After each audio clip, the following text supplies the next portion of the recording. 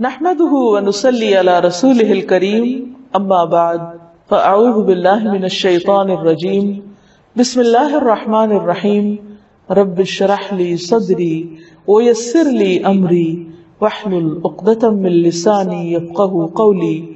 السلام علیکم ورحمۃ اللہ وبرکاتہ. ناظرین، پروگرام شہر رمضان کے سلسلے میں آپ کی خدمت میں حاضر ہوں. گزشتہ پروگرام میں ہم نے بات کی تھی آخری عشرے پر اور اس کی خاص عبادت یعنی اعتکاف کے موضوع پر. آخری عشرے کی ایک اور خاص خصوصیت یہ ہے کہ اس میں ایک ایسی رات ہے جو 1000 مہینوں سے زیادہ بہتر ہے. یعنی اس رات کا عمل 1000 مہینوں کی عبادت سے زیادہ بہترین عمل ہے. یعنی ایک شخص اگر 1000 مہینے عبادت کرتا رہے اور دوسری طرف اس کو اگر یہ رات نصیب ہو جائے تو اس کی خوش قسمتی کے کیا کہنے، کیونکہ اس ایک رات میں وہ جو کچھ کرے گا وہ اس کی اس ساری عبادت سے زیادہ افضل ہوگا. قرآن مجید میں اللہ سبحانہ وتعالی نے ایک پوری سورت اس رات کے بارے میں نازل فرمائی ہے، سورۃ القدر. اللہ تعالیٰ فرماتے ہیں انا انزلناہ فی لیلۃ القدر، بے شک ہم نے اس کو یعنی قرآن مجید کو لیلۃ القدر میں اتارا. وما ادراک ما لیلۃ القدر، اور تم کیا جانو کہ لیلۃ القدر ہے کیا. لیلۃ القدر خیر من 1000 شہر، لیلۃ القدر 1000 مہینوں سے زیادہ بہتر ہے.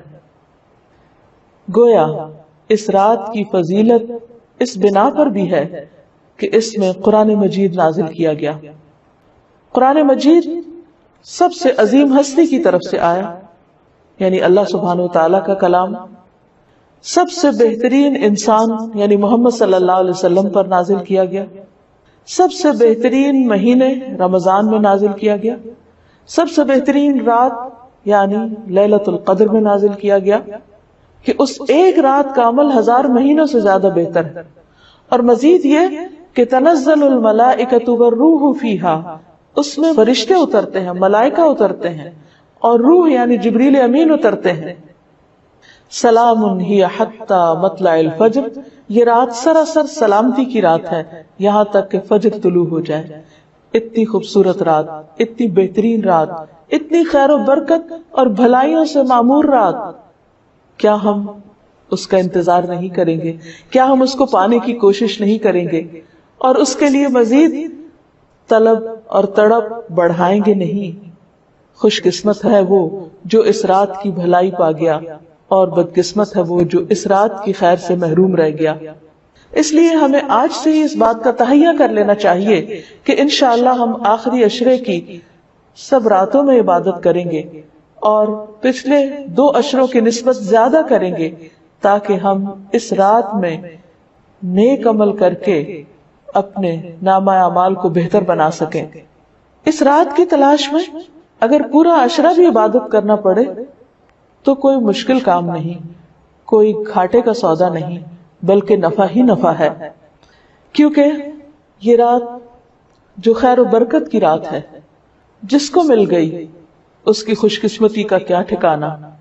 لیکن یہ خوش قسمتی اس کے لیے ہے جو اس کی طلب رکھے، اس کے لیے بھاگ دوڑ کرے، اس کے انتظار میں رہے، اس کا شوق رکھے.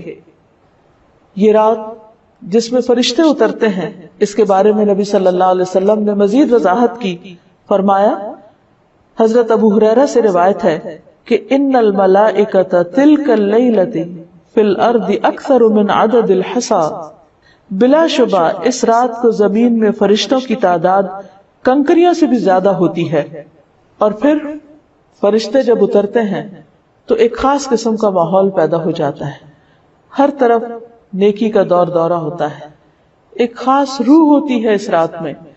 اس لیے ہم سب کو اس سے بھرپور فائدہ اٹھانا ہے، کیونکہ ایک اچھا عمل 1000 ماہ کے عمل سے بہتر ہے.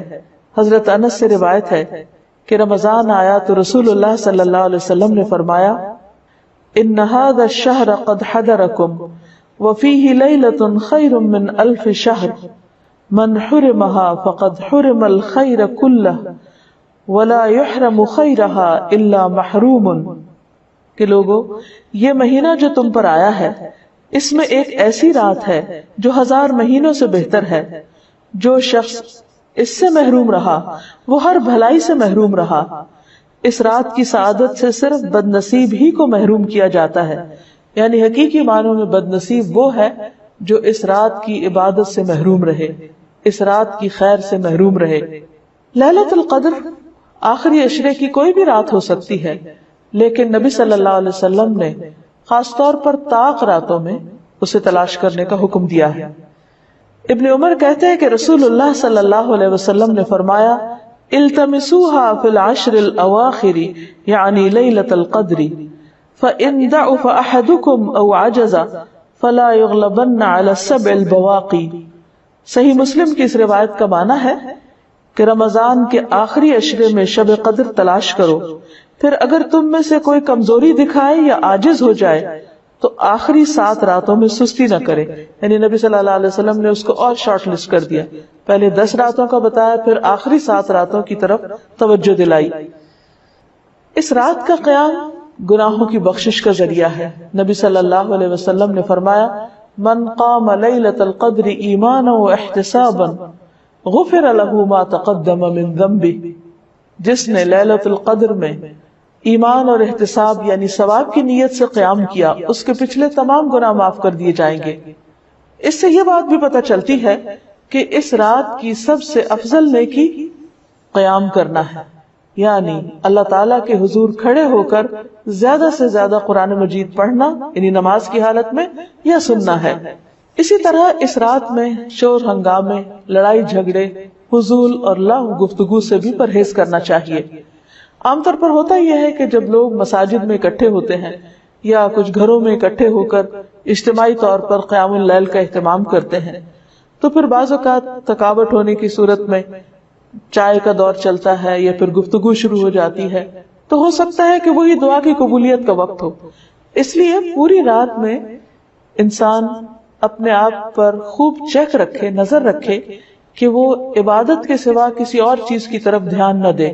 اگر کوئی اور کر رہا تو اس کو بھی سمجھائے. اس سلسلے میں ایک حدیث ہے، عبادہ بن صامت سے مروی ہے کہ نبی صلی اللہ علیہ وسلم ہمیں شب قدر کی خبر دینے کے لیے تشریف لا رہے تھے کہ 2 مسلمان آپس میں جھگڑا کرنے لگے.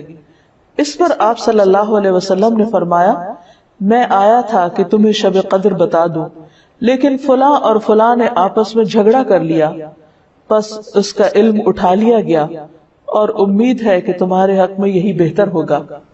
اس حدیث سے ہمیں 2 باتیں پتہ چلتی ہیں.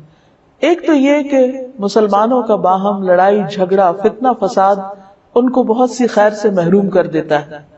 ایک اور حدیث کے مطابق فساد اور باہمی تعلقات کی خرابی دین کو مونڈ دینے والی ہے، یعنی دین کا صفایا کر دیتی.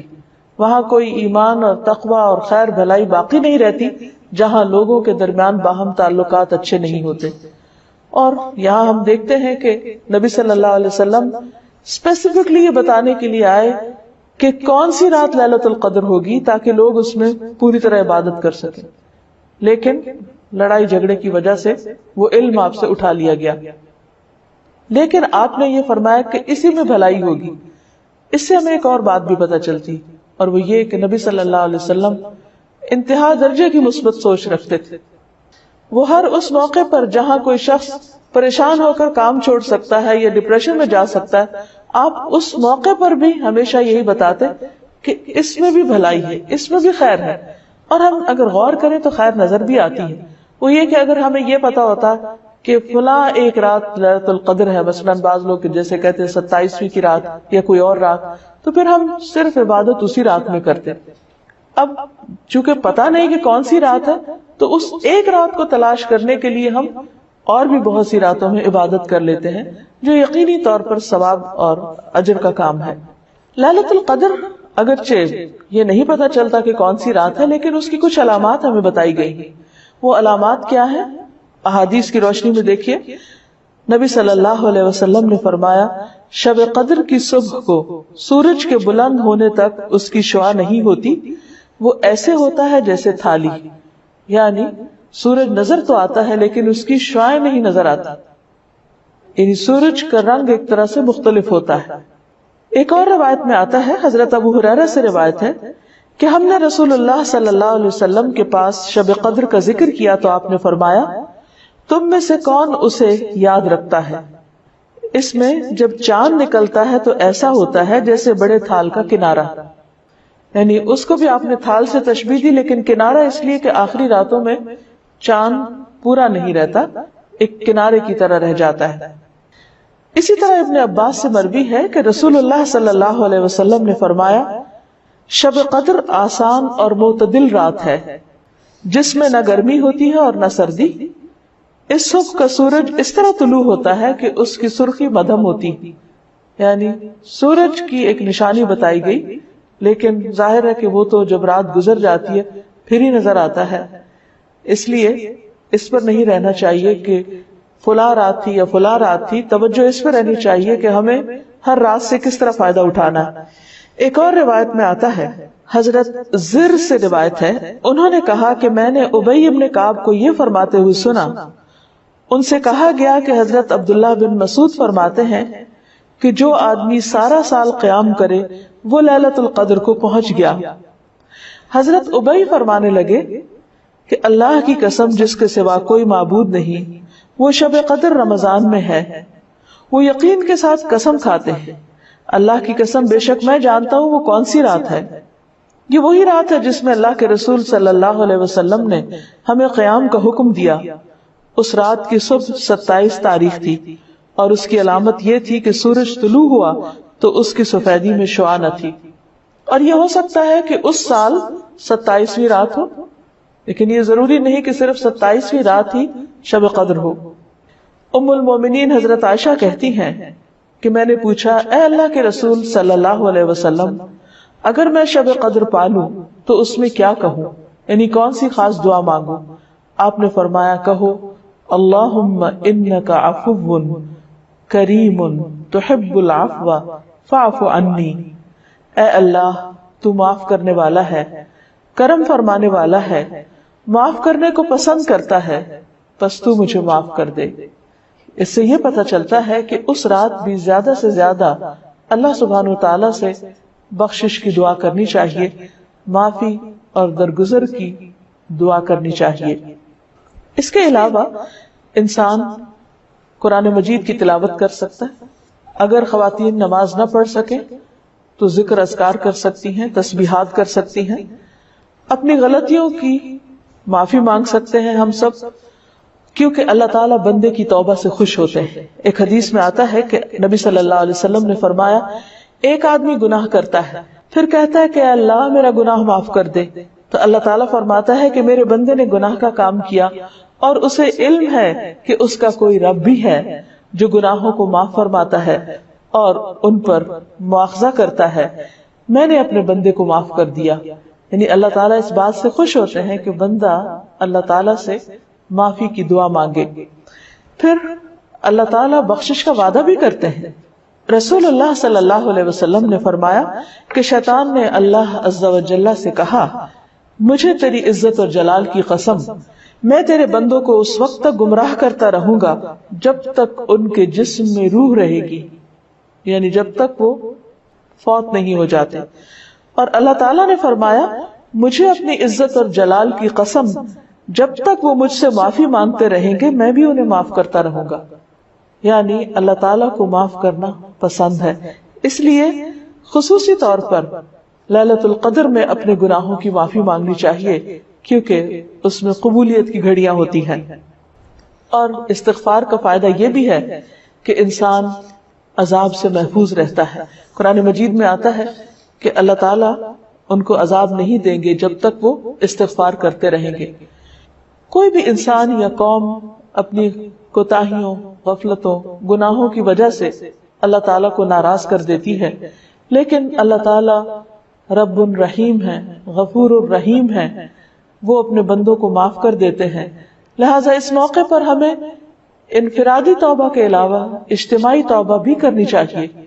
قرآن مجید میں اللہ تعالیٰ فرماتے ہیں وَتُوبُوا إِلَى اللَّهِ جَمِيعًا أَيُّهَا الْمُؤْمِنُونَ، اے مومنو سب مل کر اللہ سے توبہ کرو، اللہ تعالیٰ معاف فرمانے والا ہے۔